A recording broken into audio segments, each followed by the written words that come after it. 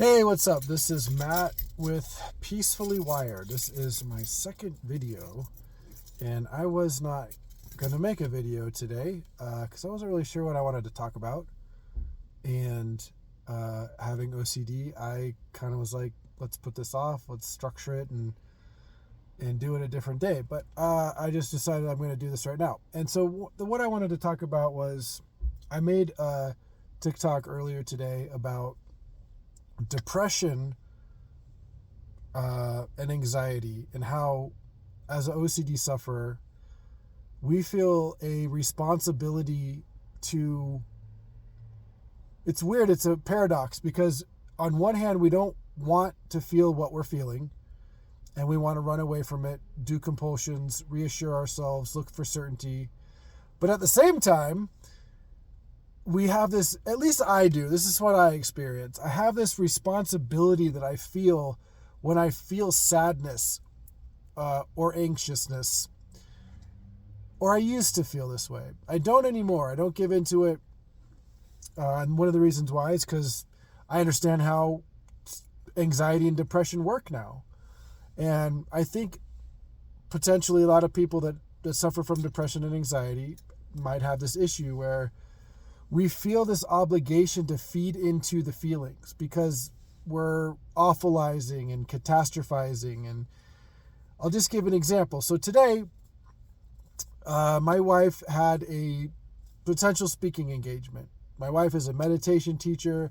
She's an amazing meditation teacher. She is a certified advanced meditation teacher, and she went through the course with David G. If you know who David G is, awesome. If you don't, look him up. He's a very prolific meditation teacher, and she's been doing meditation since she was a young person and wants to be a teacher.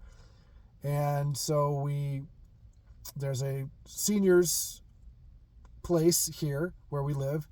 It is extravagant. It is a very nice senior home. I don't want to call it a senior home because it's like senior luxury apartments. But anyways, we talked to the director at an event like a month ago, and he was like, yeah, you can come and use our room. And he showed us the room, and you can do a presentation, and meditation might be good for the people here. And we agreed. We thought that might be great. And so they wouldn't let my wife do her own marketing, make any flyers, things like that. They did it themselves. Wasn't the best promotion of the event. So what ended up happening is we get there, my wife sets up all her stuff. 2 women came in and 2 women left when we were going to start. And so essentially nobody showed up.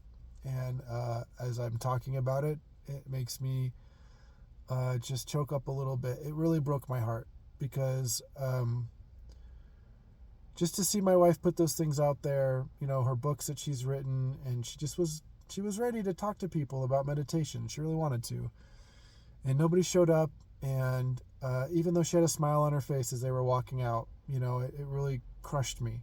And it almost ruined my day. And I can see how in the past it would have ruined my day. Because that feeling that I felt was not fun. It was not a great feeling. And going back to feeding in, the responsibility and how awful I could have thought it was, right? In the past, I would have been like, oh, it's so awful. Nobody came. And my wife, she must be so depressed and sad. And honestly, I know she's bummed about it, but she was like, whatever. And that's actually where I've come to in my life is, it's just life, man. Sometimes people show up, sometimes they don't. I can remember seeing videos of bands I've liked in my life who have blown up and been super popular. No Doubt is one that comes to mind. And I saw an early clip of a show they were doing, and there was like no one in the audience. There was like 2 people dancing, and there was nobody else. And I think about that now when I think about things like this, because an awfulizing, oh, this is terrible, is where a lot of like depression can come in, because we start to believe these things are so terrible. These little things that are just life that happen. I think that's where a lot of people are with depression, is this idea, this belief like this shouldn't be happening. This should have worked out. I shouldn't feel this way. I shouldn't have to feel this way. and they push it away and they push it away, and it just continues and continues. And there starts to become a belief of, I can't handle feeling, I don't like feeling this way, I don't want to feel this way. How can I get rid of it? And then you have a lot of things that go with depression, such as addiction and stuff like that. That's something else. That's something else to talk about. But I just want to jump on it really quickly and say, we don't have the responsibility to give in. Just because we feel sad doesn't mean we have to continue to feel sad. Just because something bad happens, it's not the worst thing in the world. We didn't burst into flames. We didn't die.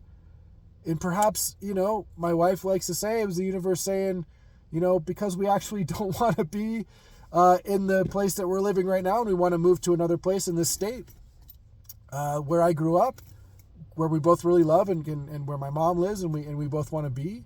Maybe the universe was, doing this because we were telling it, hey, we actually don't really want any jobs up here.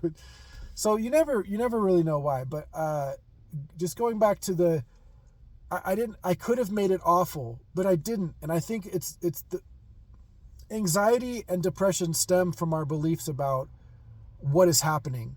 And the less that we give it that power of, this is terrible, I can't handle this, this is unbearable, let me get away from this.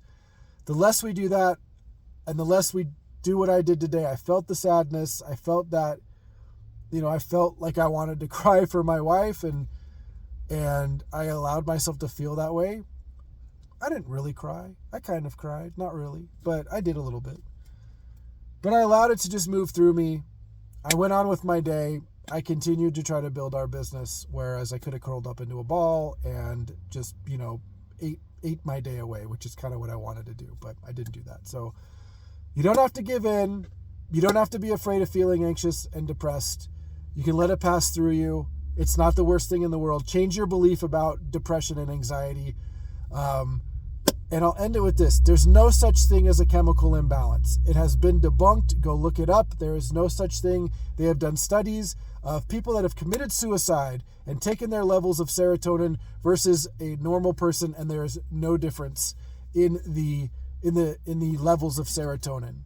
A serotonin deficiency is not what equals depression. Beliefs rigidly held are what create depression and anxiety, and it's what makes them proliferate. So thank you for watching my video. It's my second video. Please stay tuned for more. I don't know what the next one's going to be about, but please like, follow, and comment. My name is Matt, and I am peacefully wired.